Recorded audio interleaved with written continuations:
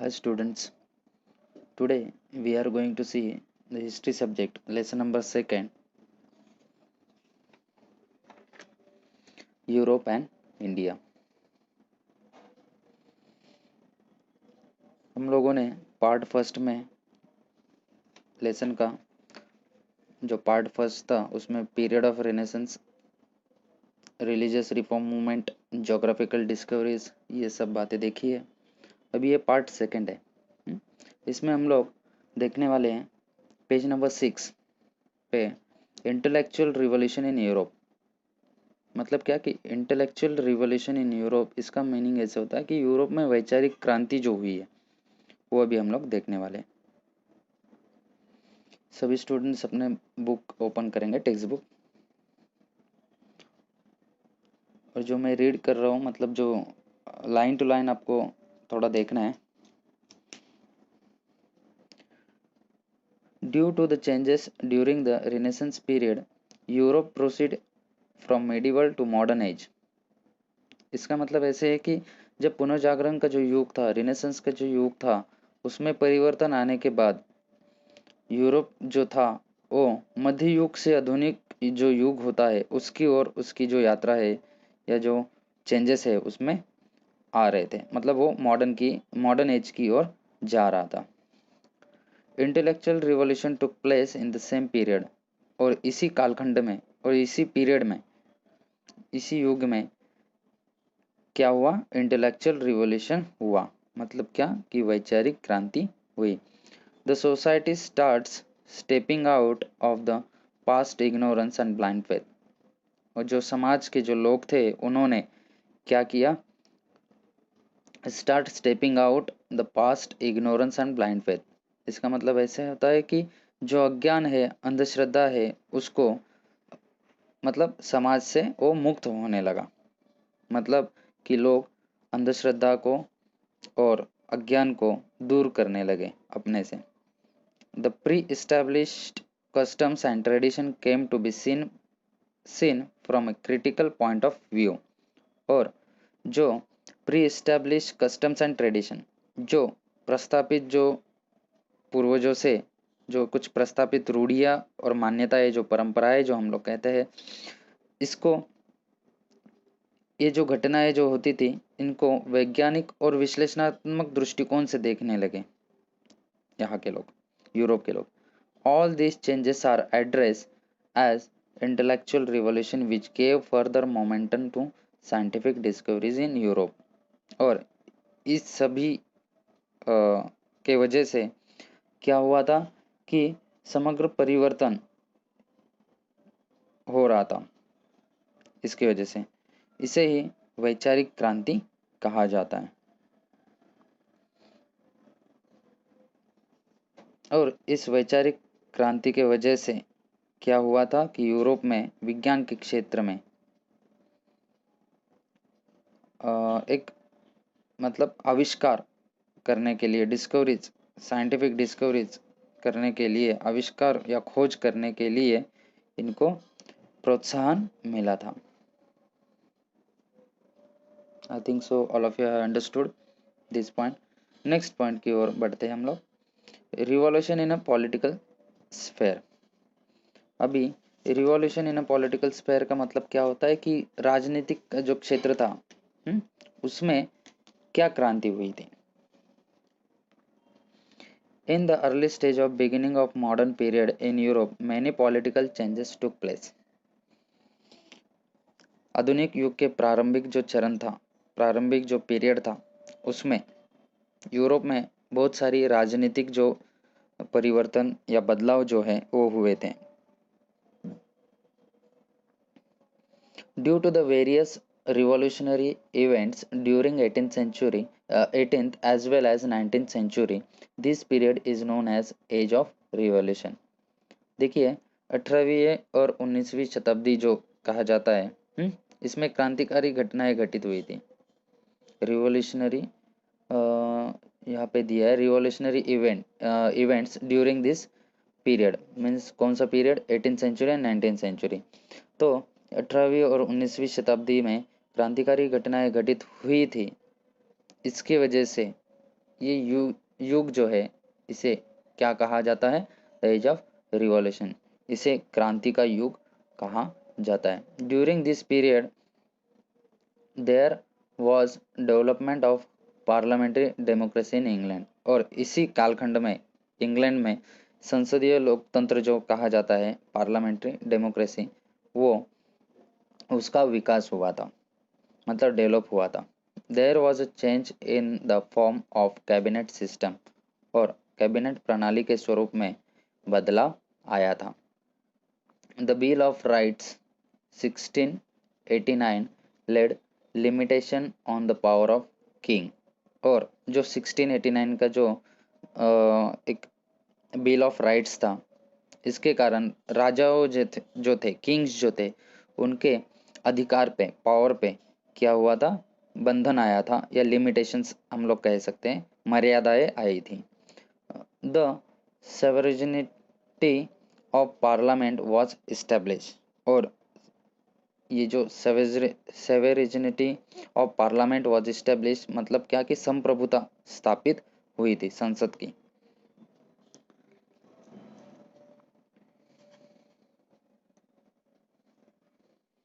Next point अभी हम लोग देखेंगे, अमेरिकन वॉर ऑफ इंडिपेंडेंस।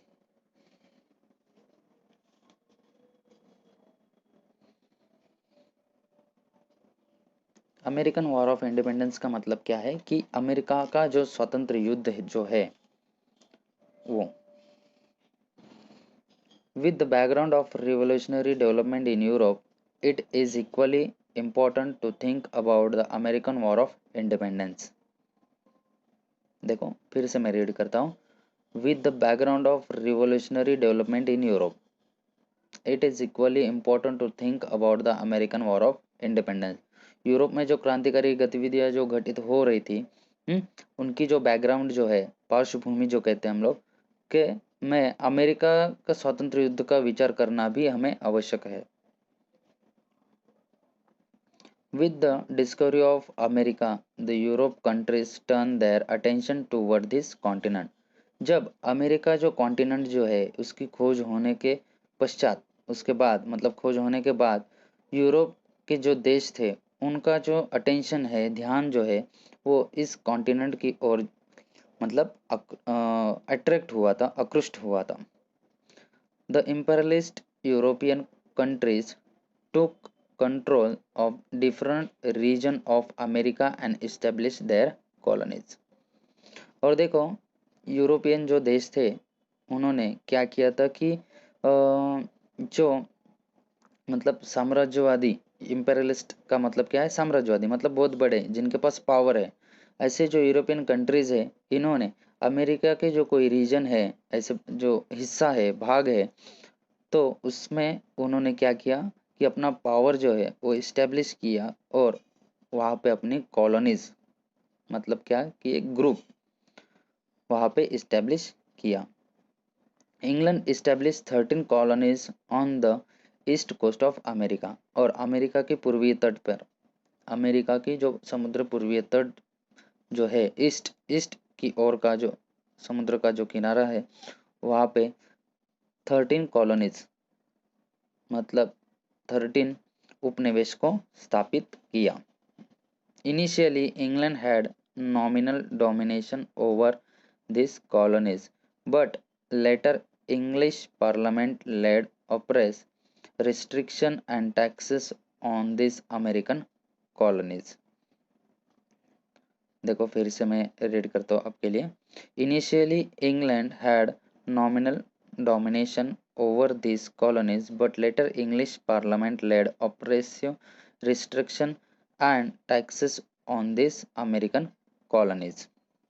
मतलब क्या है कि ये जो प्रदेश जो है, या जो कॉलोनीज जो इन्होंने स्थापित की थी, तो प्रारंभ में इंग्लैंड जो है, इनका ये जो कॉलोनीज के ऊपर वर्चस्व कहने के लिए था, मतलब नाम मात्र था, परंतु कुछ समय के बाद इंग्लैंड की जो संसद है उसने अमेरिका के इन उपनिवेश जो है, कॉलोनीज जो हम लोग कहते हैं, उस पर कठोर बंधन ला दे, और कर लादना भी प्रारंभ किया।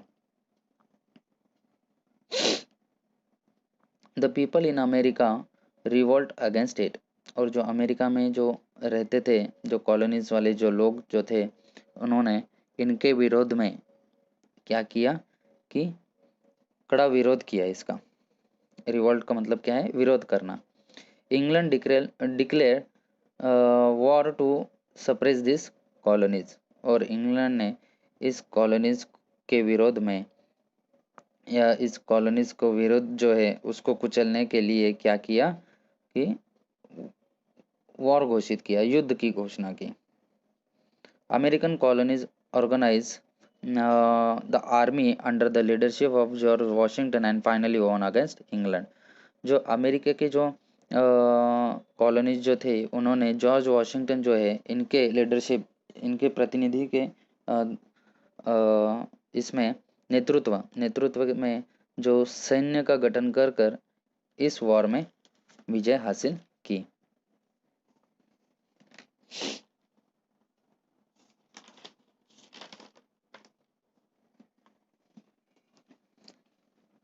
This event is known as American War of Independence, और इसमें इसी को ही क्या कहा जाता है, इस घटना को क्या कहा जाता है? अमेरिकन वॉर ऑफ इंडिपेंडेंस, मतलब कि अमेरिका का स्वतंत्रता के लिए युद्ध।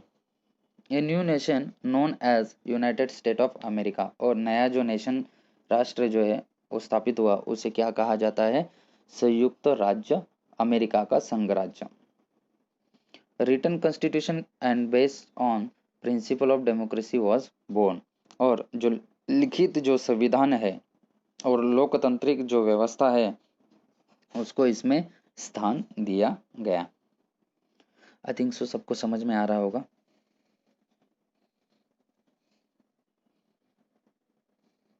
हम लोगों ने लेसन को 3 पार्ट्स में डिवाइड किया है, अभी ये सेकंड पार्ट चल रहा है। आप लोगों को वीडियो अच्छी तरह से देखना है, सुनना है, जो जो पॉइंट्स मैं एक्सप्लेन कर रहा हूँ वो अच्छी तरह से समझना है। अभी अगला वाला जो पॉइंट आएगा उसे कहते हैं फ्रेंच रिवॉल्यूशन, मतलब कि फ्रांस की जो राज्य क्रांति जो हम लोग कहेंगे। इन 1789 AD, the people of France revolted against the uncontrolled and unjust monarchy and feudalism and established a republic। देखो फिर से एक बार रीड करता हूँ मैं लाइन।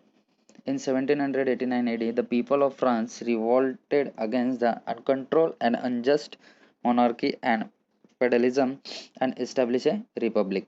इसका मतलब ऐसे होता है कि जो 1789 में फ्रांस की जो जनता है, तो उस जनता ने ऐसे जो अनकंट्रोल और अनजस्ट मोनार्की, मतलब क्या कि अन्यायकारी जो राजतंत्र है और रियासत से जो चल के आ रहा है, मतलब मोनार्की का मतलब क्या है? रियासत से मतलब क्या कि एक ही घर में जो समझो कोई पॉलिटिशियन है उसको ही चांस मिलेगा। तो ऐसा जो रियासतदारी की जो व्यवस्था जो थी, इसके विरोध में क्या किया? विद्रोह किया। क्या किया? आवाज उठाया। रिवॉल्ट का मतलब है विद्रोह करना या आवाज उठाना। एंड एस्टेब्लिश ए रिपब्लिक, और इसके विरोध में विद्रोह करने के बाद वहाँ पे क्या किया है कि गणतंत्र की स्थापना की। रिपब्लिक का मतलब क्या है? गणतंत्र की स्थापना। This event is known as French Revolution, और इसी घटना को हम क्या कहेंगे? फ्रेंच राज्य क्रांति। The French Revolution gave to the world 3 value of liberty, equality and fraternity. और ये जो फ्रेंच रिवॉल्यूशन, जो फ्रेंच की राज्य क्रांति हुई थी, इसने विश्व को, पूरे विश्व को कौन कौन सी वैल्यूज दी? Liberty, equality and fraternity. Liberty का मतलब होता है कि स्वतंत्रता, इक्वालिटी का मतलब होता है समता, और फ्रेटर्निटी का मतलब होता है बंधुता। और ऐसी जो वैल्यूज़ जो है वो हमें फ्रेंच रिवॉल्यूशन से मिली है। क्वेश्चन में आ सकता है अब हम जब एक्सरसाइज करेंगे या कभी एग्जाम में पूछा जा सकता है ऐसा question, which three values we get from French Revolution, so you have to answer that the liberty, equality and fraternity, these three values we have got from this French Revolution. Understood? See on next page, page number 7. In world history, among the political revolutions, the American War of Independence and French Revolution have very important place. देखो, विश्व का जो इतिहास है, in world history, among the political revolution, the American War of Independence and French Revolution have very important place. मतलब जो विश्व के इतिहास में जो राजनीतिक क्रांतियां जो हुई है, उनमें अमेरिका का जो स्वतंत्र युद्ध है या जो फ्रांस की जो राज्य क्रांति है, इसको बहुत ही बड़ा इम्पोर्टेंस दिया गया है।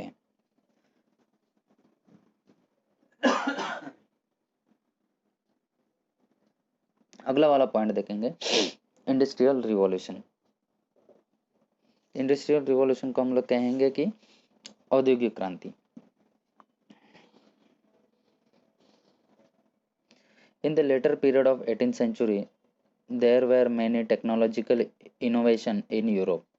18th century जो 18वीं शताब्दी जो है उसके उत्तरार्ध जो मतलब उसके बाद में जो यूरोप में बहुत सारी औद्योगिक क्षेत्र में क्रांति हुई है या परिवर्तन हुए हैं।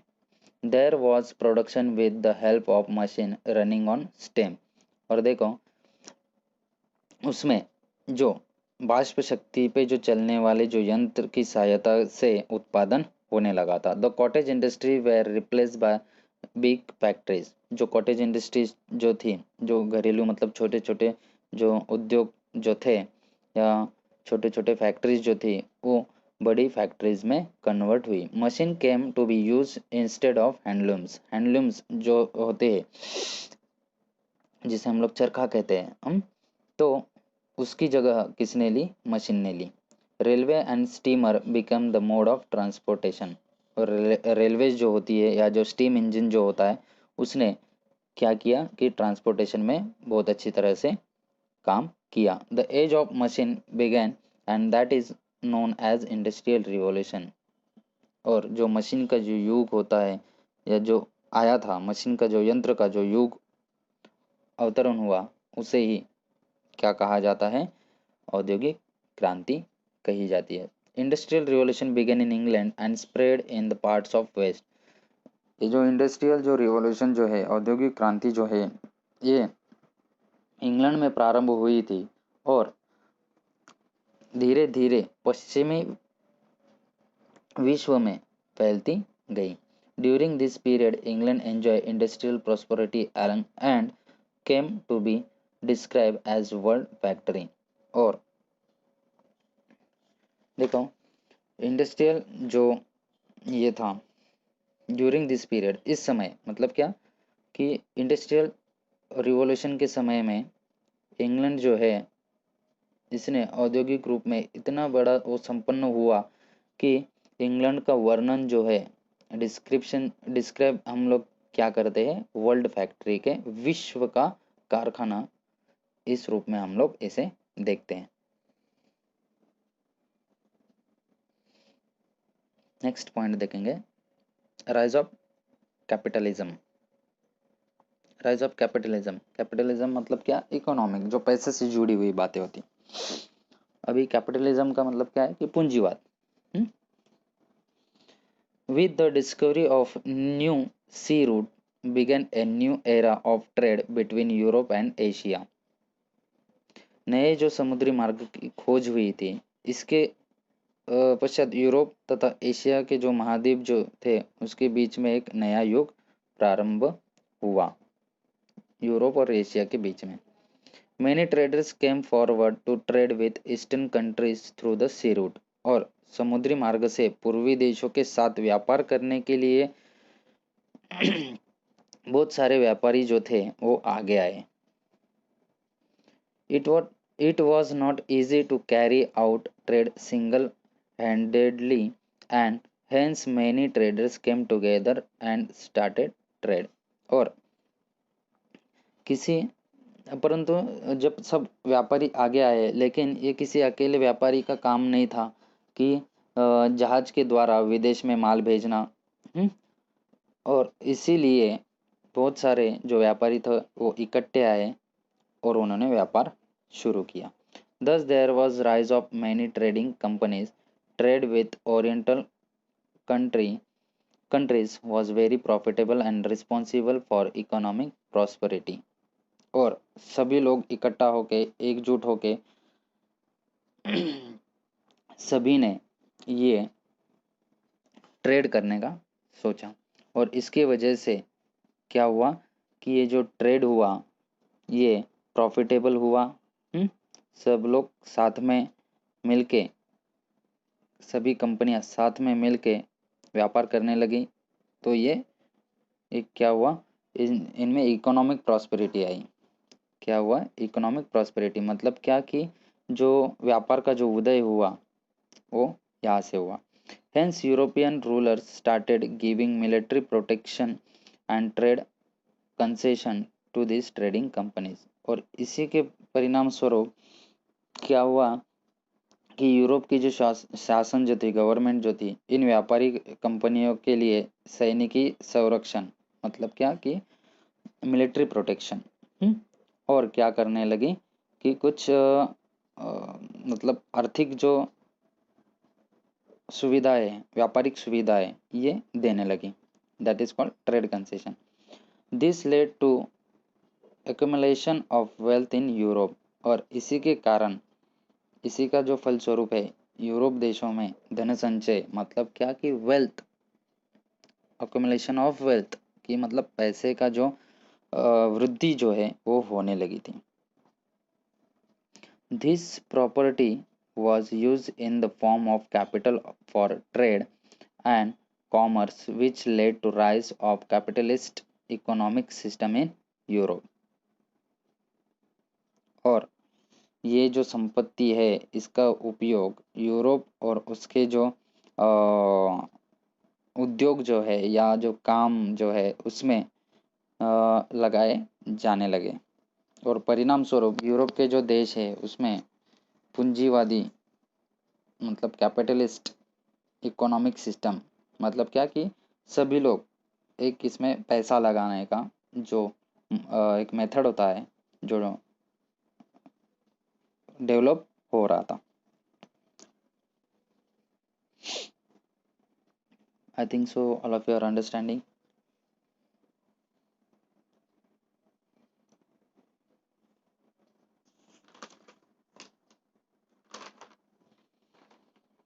अभी हम लोग नेक्स्ट पॉइंट देखेंगे।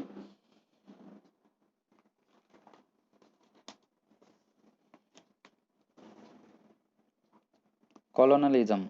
जैसे हम लोगों ने अभी पीछे यहाँ पे देखा कि अमेरिका में मतलब कॉलोनीज जो इस्टेब्लिश की गई थी यूरोपियन कंट्रीज से, that is we are going to see the colonialism. Colonialism means one country exploiting another country by making it into a colony। देखो कॉलोनियलिज्म मतलब क्या होता है कि एक जो कोई कंट्री रहती है वो कंट्री या देश कुछ लोगों द्वारा उस किसी विशिष्ट जो क्षेत्र होता है उसमें अपना जो बस्ती बसाते हैं। क्या करते हैं, बस्ती बसाते हैं दूसरे देश में। मतलब कोई जो पावरफुल देश रहेगा, कंट्री रहेगा, वो दूसरे कंट्री में जाके अपनी जो बस्ती बसाएगा, that is called the colonialism. A powerful country on the basis of economic. देखो powerful country on the basis of economic मतलब पैसा है, एंड मिलिट्री स्ट्रेंथ मतलब उनके पास सैन्य है अच्छी तरह से। This strength occupies the another region and establish its political supremacy. और वहाँ पे जाके वो क्या करते हैं, अपना बस्ती बसाते हैं। किस बलबूते पर, आर्थिक मतलब इकोनॉमिकल, सैनिकी दृष्टि से वो बलशाली होता है देश। तो उस दूसरे देश के भूप्रदेश को या उसको वो क्या करते हैं, व्याप्त कर लेते हैं। This is also known as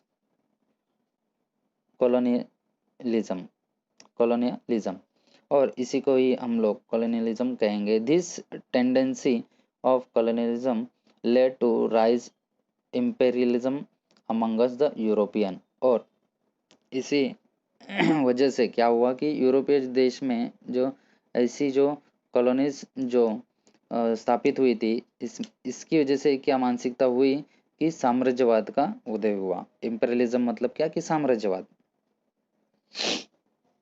अभी इम्पेरियलिज्म जो पॉइंट है वो भी हम लोग देखेंगे। इम्पेरियलिज्म मतलब क्या? Imperialism means in a system in which a powerful country controls other countries by establishing its overall domination and establishing many colonies। साम्राज्यवाद का मतलब क्या होता है कि किसी विकसित राष्ट्र द्वारा अविकसित राष्ट्र को वो क्या करते हैं, अपने कब्जे में लेते हैं या वहाँ पे अपनी जो बस्ती है बसाते हैं। और ऐसा करने के बाद देखो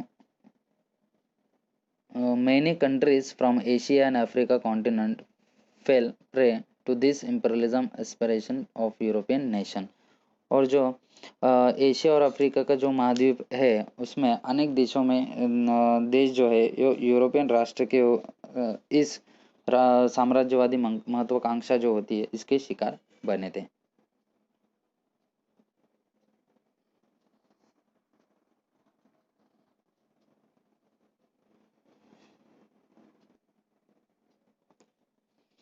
सबको समझ में आ रहा है?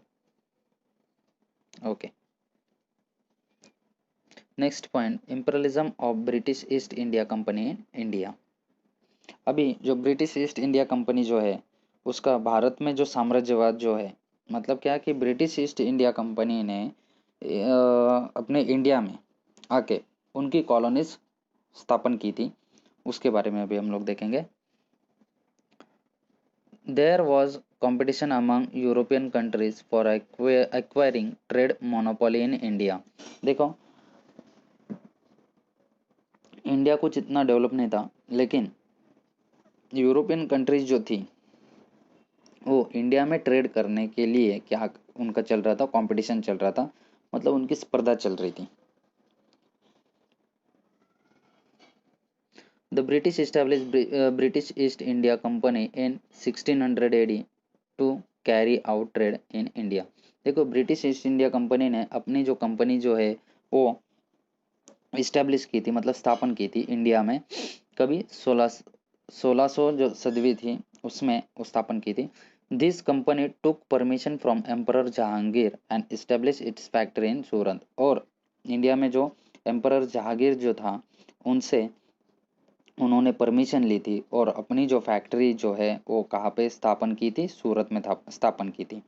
The trade between India and England was carried out through this company. और इंडिया और इंग्लैंड के बीच में जो ट्रेड हो रहा था या जो व्यापार जो चल रहा था वो इस जो ईस्ट इंडिया कंपनी जो है इसके थ्रू चल रहा था। नेक्स्ट जो पॉइंट है अभी हम लोग देखेंगे, the British and French conflict. मतलब ब्रिटिश जो थे वो लोग और फ्रेंच जो थे उनके बीच में जो संघर्ष, कन्फ्लिक्ट का मतलब क्या होता है, संघर्ष या वाद विवाद, वो देखेंगे अभी। England and France were revival in the competition for trade rivals in the competition for trade in India. Due to this, there were 3 wars fought between them, which are known as Carnatic Wars। देखो England और France के बीच में स्पर्धा चल रही थी व्यापार को लेके, एक दूसरे से मतलब कौन ज़्यादा व्यापार कर सकता है, इसकी वजह से उनमें कंपटीशन चल रहा था, स्पर्धा चल रही थी। और इसी के कारण इन लोगों में क्या हुआ था कि वॉर हुए थे, मतलब क्या कि युद्ध हुए थे। और वो युद्ध कितने हुए थे, 3 युद्ध हुए थे। और इन 3 युद्ध को कर्नाटिक वॉर से पहचाना जाता है। In the third Carnatic war England finally defeated France. और फाइनली इंग्लैंड ने फ्रांस को क्या किया था, हरा दिया था, डिफीट कर दिया था। Therefore, now there was no strong European competitor for British East India Company in India। और इंडिया में ब्रिटिश ईस्ट इंडिया कंपनी जो थी उनके अगेंस्ट में यूरोपियन जो कॉम्पिटिटर जो थे वो कोई भी नहीं थे। सबको समझ में आ रहा है? Okay, thank you.